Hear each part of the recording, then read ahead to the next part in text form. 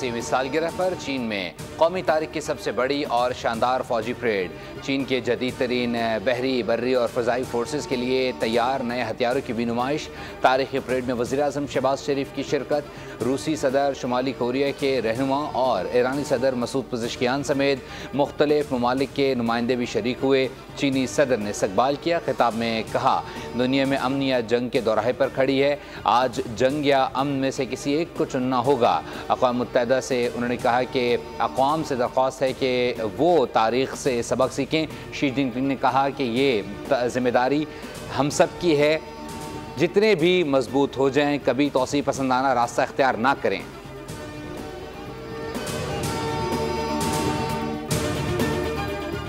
Pakistani cricketer Haider Ali के खिलाफ Manchester police ने ज़्यादती का केस खारिज कर दिया। क्रिकेटर के खिलाफ कोई इल्ज़ाम साबित ना हो सका।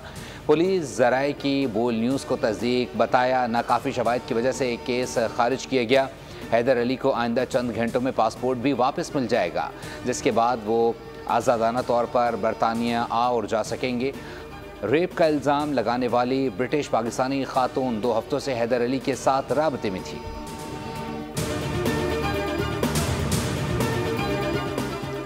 भारत ने दरियाए सतलुज के बाद चनाब में भी पानी छोड़ दिया। दरियाए रावी का सैलाबी रेला मजीद शदीद हो गया। नेशनल हाईवे कोट इस्लाम के मकाम पर सैलाबी रेला पुल के ऊपर से गुजरने लगा।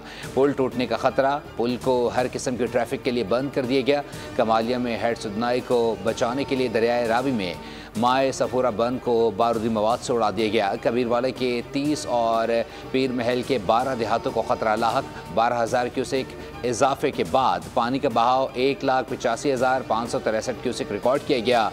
कई देहात ज़ेर-ए-आब, हज़ारों एकड़ काश्त पर फसलें दरियाबुर्द हो गई हैं। दरिया सतलुज में तोगयानी से लोधरा और भावलपुर के 3 बंद टूट गए। दरिया चनाब का बड़ा रेला मुल्तान में दाखिल। रंगपुर के मकाम पर 24 से ज़ायद देहात ज़ेर-ए-आब।